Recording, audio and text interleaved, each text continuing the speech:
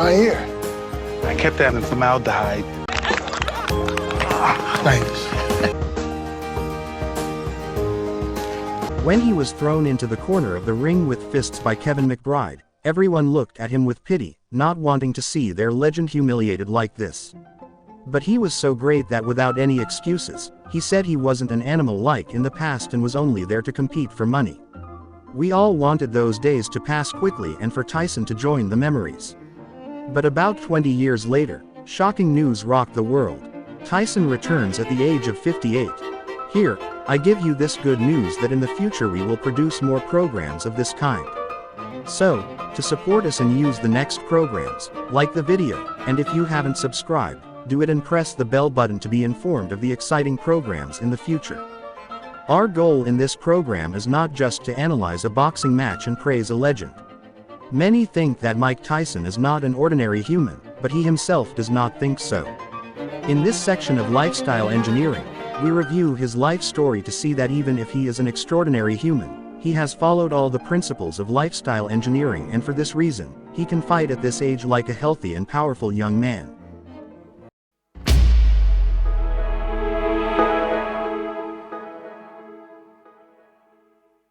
In engineering science, negative times negative makes positive. So the only thing that could calm down Mike's rebellious spirit and restless spirit, and throw him out of the maelstrom he was born into, was a very dangerous and deadly sport.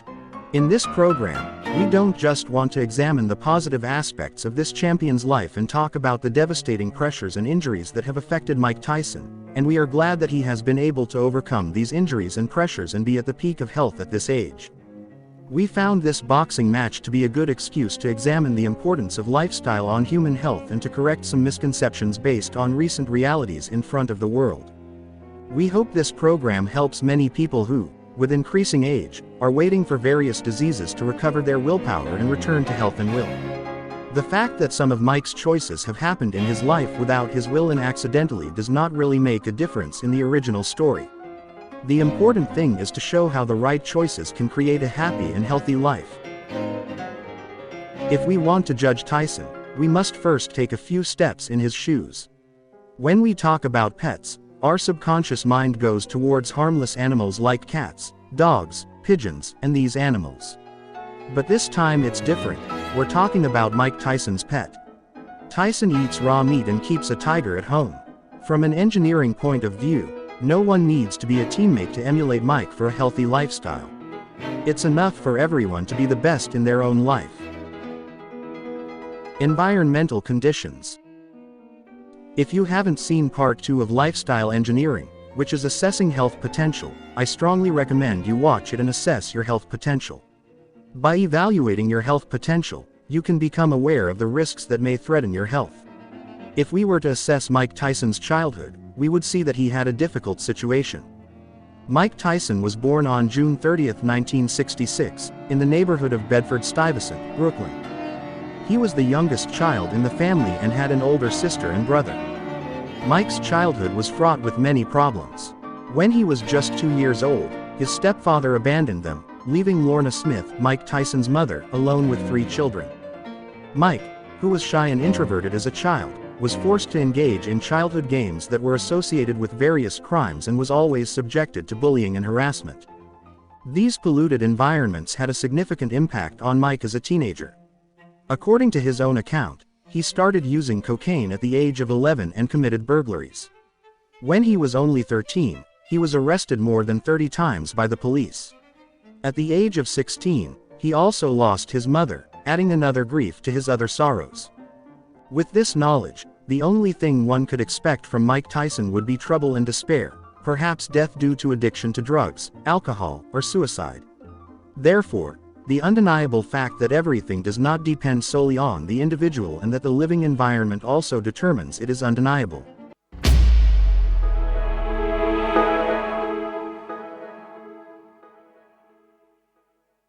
But accidents and luck always have another side too. Every person has talents that can change their place in life. Although Mike Tyson plunged into the storm of fate, this same fate put him on the path of progress. The same path that if we were his lifestyle advisors, we would suggest to him. Mike was born in the United States, the land of opportunities, and for everyone with any talent, there is a way to progress. To train and control Mike Tyson, who was considered almost a delinquent, they forced him to attend the Tryon Boys School in New York, which was like a detention center for teenagers. Mike Tyson met Bobby Stewart there, a former amateur boxer who worked as a counselor for teenagers at that school. Bobby Stewart noticed Tyson's fighting skills. For this reason, he began teaching him the basic principles and techniques of boxing. Perhaps it was this event that saved Mike from the swamp of crimes and gave him a second chance at life. If only one part of Mike's childhood is the result of his choice and will, that choice is a great role model. According to Mike, Muhammad Ali was the great legend of his childhood, which shows that to build a good life, one must also choose the right path.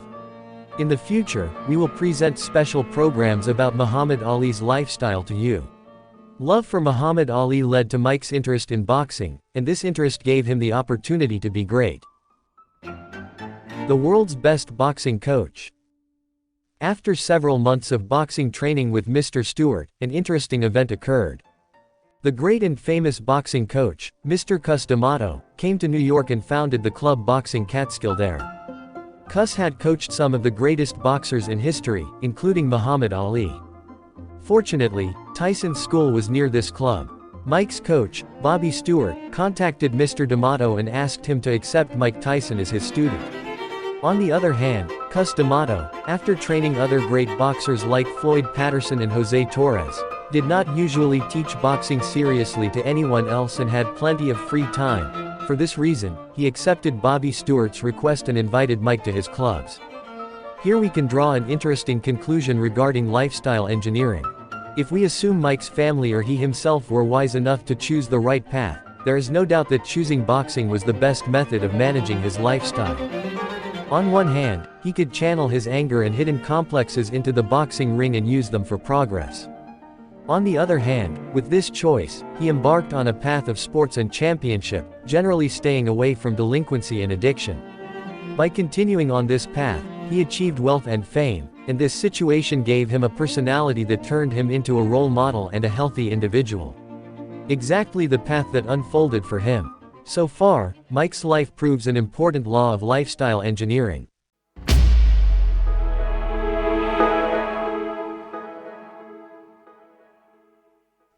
D'Amato, aware of Tyson's mother's death and his childhood problems, brought Mike closer to himself and an emotional bond developed between him and Mike. To some extent, Mike really became a member of D'Amato's family. He ate with them, slept in their house, did household chores, and stayed there. Cus D'Amato didn't just work on Tyson's boxing skills. He was well aware of Mike's tough childhood. He knew how much he was mocked and his self-confidence was shattered. For this reason, he also attached great importance to his personal development. He emphasized a lot on controlling anger and using it correctly, and indeed he managed to transform Mike Tyson, who was angry and delinquent. Therefore, in our interpretation, we can call Cus the engineer of Mike's lifestyle and success. Cus consciously or instinctively managed to restore hormonal balance to Mike, which in turn brought peace and emotional balance to Mike. We suggest that if you haven't seen the section on endocrine glands and body chemistry regulation, watch it and see how Cus managed to grasp this important factor. It was from here that Mike became great and greater. This is where life showcased its own peculiar law. The law of yin and yang. This belief in Chinese culture means that beauties emerge from ugliness and ugliness from beauties. Mike became bigger and more beautiful. Building an Iron Man. A review of Mike Tyson's life shows that his coach, Cus D'Amato, applied all the laws of lifestyle engineering to build an Iron Man out of Mike. In this section, we briefly examine Mike's nutrition, training, and teachings. Mike Tyson at the age of 16 was much larger than his peers. His weight ranged from 80 to 90 kilograms. When Mike started boxing and weightlifting exercises, he used a very rigorous diet program that included a large volume of food to endure his long and tough workouts. We recommend that if you haven't seen the nutrition section, definitely watch it to understand Mike Tyson's nutrition philosophy. Cus D'Amato was ahead of his time. He emphasized a lot on diet and nutrition during training. Cus D'Amato had a fixed diet plan for Tyson, which included proteins, carbohydrates, fruit juices, milk, and vitamins. In Cus D'Amato's house, there were many meals like steak and pasta, but still, Mike would sneakily find and eat sweets at midnight. He would eat bowls full of chocolates and had a strong liking for ice cream. Later, Mike expressed his annoyance with Cus's training and lifestyle, saying that he was fed up with that method. These facts tell us that even Iron Mike couldn't always overcome his desires, and the basis of lifestyle engineering is also based on these desires and enjoying alongside health. Mike's diet included 3,000 to 4,000 calories of carbohydrates and proteins to provide the necessary energy for tough workouts and simultaneously increase his muscle mass. He used fresh fruit juices for breakfast. His diet mainly consisted of pasta and rice, and he consumed a large amount of chicken and beef.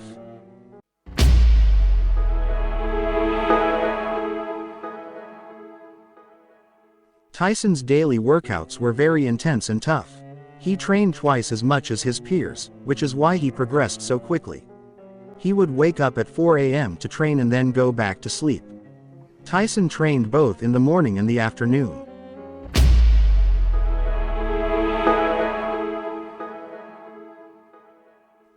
Most of Mike's workouts were Swedish exercises, including push-ups, sit-ups, dips, neck exercises, and as a result, Tyson had a special belief in Swedish exercises where body weight is used as resistance.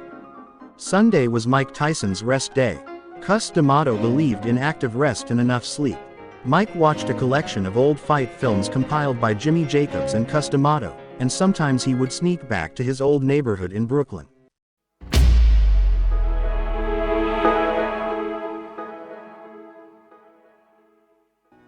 Finally, the time for competitions arrived. Now it was Mike Tyson's turn to prove himself. Tyson won the gold medal at the Junior Olympics in consecutive years, 1981 and 1982. After the Junior Olympics and a few other fights, Tyson finally stepped into the world of professionals, experiencing his first professional fight in 1985 at the age of 18. In his first 28 matches, he recorded 26 knockouts, which made quite a buzz. Without knowing the science of hormones, Cus D'Amato had managed to control Mike's inner rage very well. His inner calmness and confidence were quite evident. He had given up substance abuse and theft, and there was no more news of street fights. So, young Mike had found his key to success, and that key was Cus D'Amato. But there is a fault to be found in Mike, and since Mike had completely handed over his control to Cus, this fault is attributed to Cus. He did not follow Law 10 of lifestyle engineering in training Mike.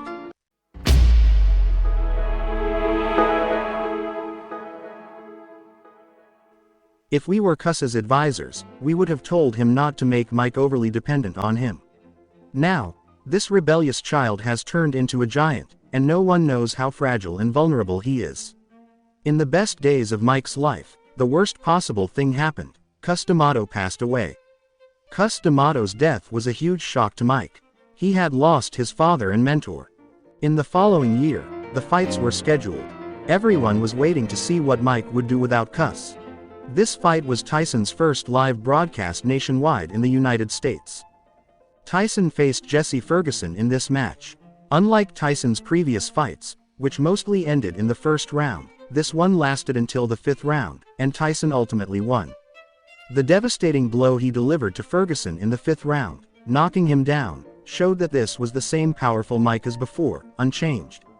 Tyson had maintained his strength, but he was not as calm as before. His anger could be felt in his strikes and fighting style. After this victory, some might have thought that Mike could succeed without Cus, but in reality, he was descending into a deadly abyss that could not only end his championship but also his life. He was gradually destroying the personality that Cus had engineered in him. That same year, other matches were planned for Mike Tyson, and one after another, he knocked out his opponents, a youth who had not yet turned 20, dominating the heavyweight champions of the world. For example, his match with Marvis Frazier, son of Joe Frazier, the great man who handed Muhammad Ali his first defeat. This match was also broadcast live nationwide in the United States, and everyone was watching this battle. As the match began, Mike Tyson rushed towards his opponent with his distinctive footwork, and it didn't take long for him to finish his work. Just 24 seconds. One other thing was very evident in this match: Mike Tyson's fury. And no one was worried about it. During those days, Mike Tyson won all the matches just to achieve one thing: winning the WBC belt. After a few more fights, the awaited day finally arrived: Mike Tyson's first match for the Heavyweight World Championship. Facing him was the powerful and arrogant WBC belt holder, Trevor Berbick, the man who had defeated Muhammad Ali. Later, Tyson claimed that revenge against Muhammad Ali was his motivation for this fight. Before the fight, Berbick told reporters, "I will teach him," meaning Mike Tyson, "how to fight in this match. I'm completely calm. This is the best thing that has ever happened to me in my entire life." The arena was packed with crowds, and actors and celebrities had come that day to witness the match up close. Muhammad Ali himself was present. All eyes were on Mike Tyson, the 20-year-old who had never been defeated until that day. Could he win this time too? In less than 6 minutes, he destroyed Berbick. Tyson didn't give his opponents any opportunity to display their vanity. When great boxers fall, they get up as quickly as possible to show that everything is normal, but they are not always successful. As you can see, Mike Tyson's heavy blows had knocked the intelligence out of Berbick, and Berbick couldn't keep his balance when he got up and fell on photographers and filmmakers. Surely this fight couldn't have been the best thing that ever happened to Berbick, but it might have been the worst. Tyson won the WBC belt with a technical knockout in this match and became the youngest heavyweight champion in the world, at the age of 20 years and 4 months in 1986. After this match, Tyson gained global fame. He appeared on various television programs and gave interviews. Even a Japanese gaming company made a game about him and sold more than 1 million copies of it. Here is the pinnacle of every human life. But human life is like the human body. Remember, the 13th rule of lifestyle engineering.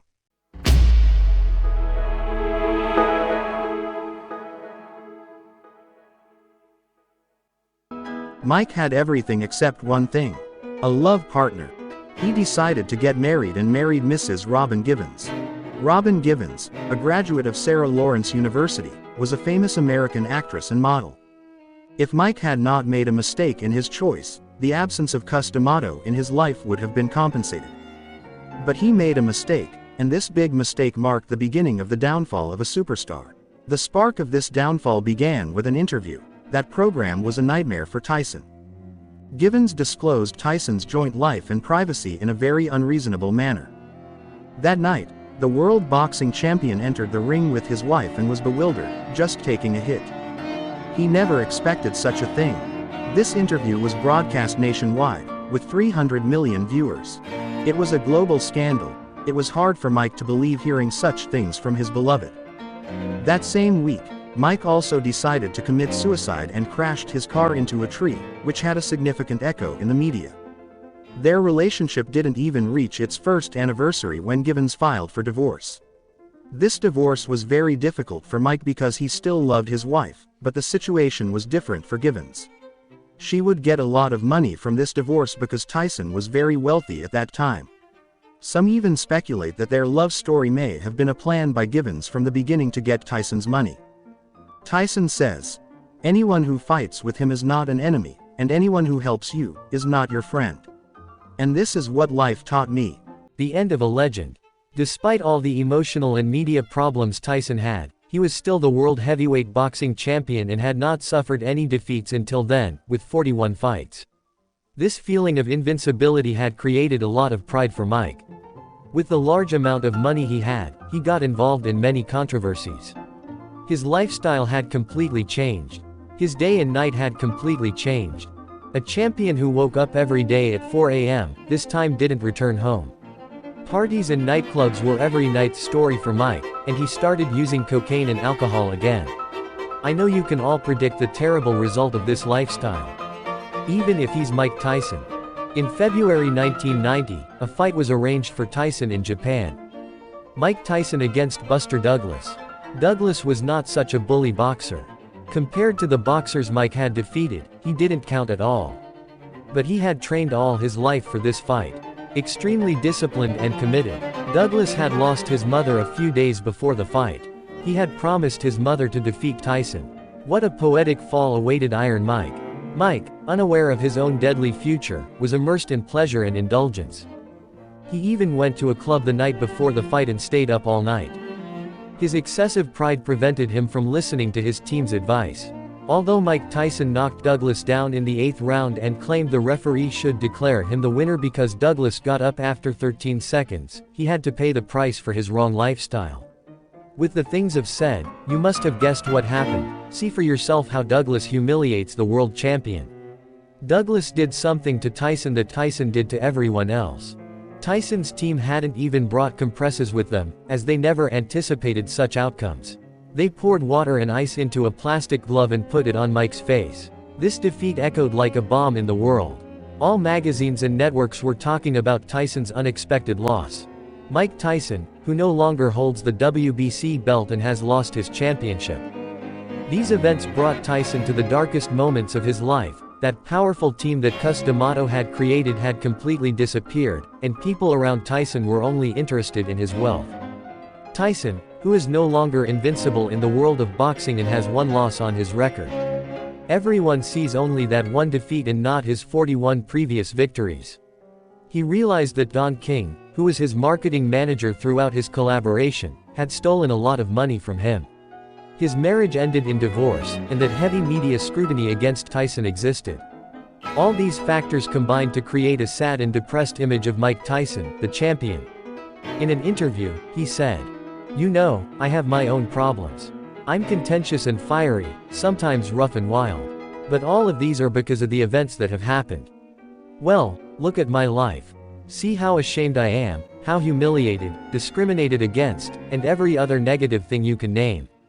If you ask me why I'm like this, I look back at my past, oh man, how messed up I am. My pockets are full but my soul is shattered." The accumulation of stress hormones, cortisol and adrenaline, reached a dangerous level in Mike's exhausted body. Even the falling of dime-sized hair on his head showed signs of this deadly stress. This grief and depression turned into anger.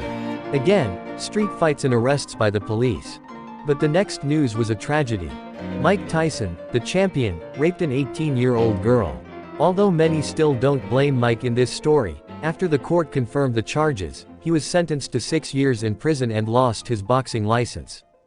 But interestingly, every defeat is a prelude to victory again. This time too, the law of yin and yang manifested in Mike's life. Mike Tyson went to prison under the worst possible circumstances, but in prison, he had plenty of opportunities to reflect on his mistakes and think about reforming them. Angry Mike could regain hormonal balance in the calm of prison. He had permission from the prison warden to exercise and regularly performed the exercises that D'Amato had taught him there.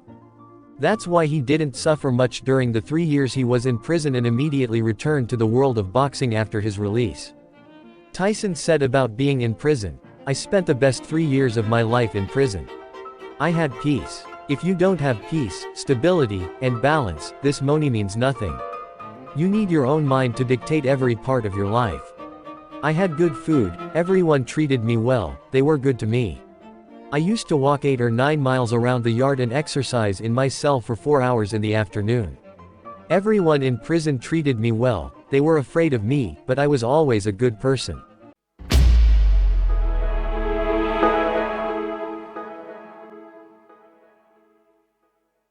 You see, prison not only didn't break Mike but taught him to engineer his own lifestyle. Although after prison, Mike achieved championship once again, in terms of lifestyle, he found the path to championship this time without Cus D'Amato. That's why we consider him a true legend of lifestyle engineering. In his first fight after his release, he faced Peter McNeely. With a calm mind and a prepared body, he stepped into the ring and as you saw, it seemed like that old Tyson was born again. With continued fights and the training he undertook, he managed to regain the WBC and WBA belts.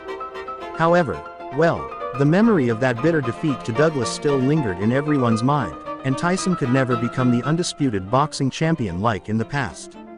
After proving himself once again, Tyson went into decline once more. Although he was still somewhat ill-behaved, this decline was first the beginning of the rise of the enduring Mike Tyson. The decline of a superstar. Among the matches Mike Tyson had after his release, we can refer to 2 matches with Evander Holyfield, where strange and unbelievable events happened. In the first match, Holyfield defeated Tyson and won the battle. However, Tyson's team believed that Holyfield had hit Tyson with headbutts and made mistakes. Contrary to the participants' belief, the referee declared those blows accidental and did not change the result. During the second match, Mike bit Holyfield's ear twice. The first time, the referee stopped the match, gave Mike a warning, and resumed the match. But the second time, Mike bit off a piece of Holyfield's ear, causing him to bleed profusely on the ring. The referee completely stopped the match, and this bout ended with a disqualification in Holyfield's favor. Despite this misconduct, Tyson showed the next day that he did not want to be that wild Mike. He officially apologized to Holyfield. Tyson was imprisoned again in 1999 for a short period. In 2002, he again had the chance to reclaim his championship title. In a press conference before the match with Lennox Lewis, he attacked his opponent verbally. But in the ring, against this boxer, in the 8th round, he was knocked out.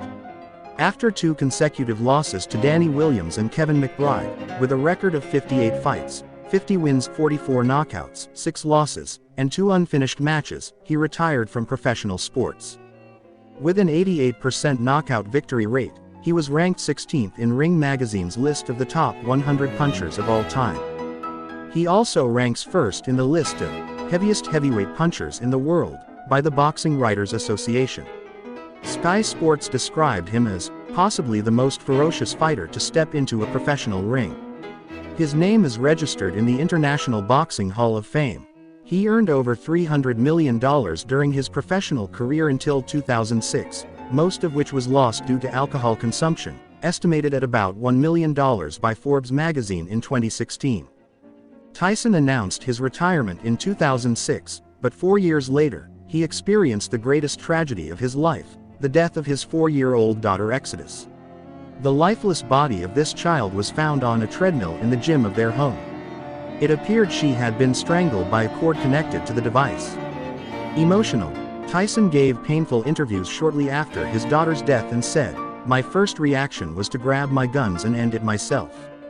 At that time, he couldn't cope with the death of his daughter and found himself in dire straits.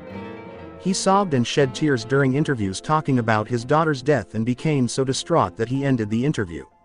After this tragedy, the rebellious spirit of Tyson calmed down, and he achieved perfection in his lifestyle. This time, it wasn't Cus D'Amato who engineered his personality and life. It was Mike himself, who had received so many wounds in body and soul, that learned the secret of life. Since then, Tyson has changed his life and has consistently been exercising.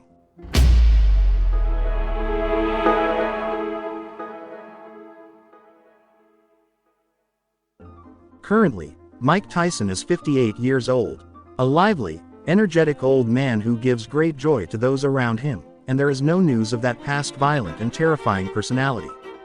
He says, "I'm still a fighter, but for a different belt." Mike's idea of a different belt is to make others happy and give them a good feeling. Like everyone else, we now love Mike Tyson more. A perfect model of lifestyle engineering. Someone who has brought millions of people back to life. Those who have been addicted to alcohol or drugs. Those who were born in poverty and misery. Those who were hopeless and depressed. Those who lost their entire lives. And those who have learned to rely only on themselves and their abilities.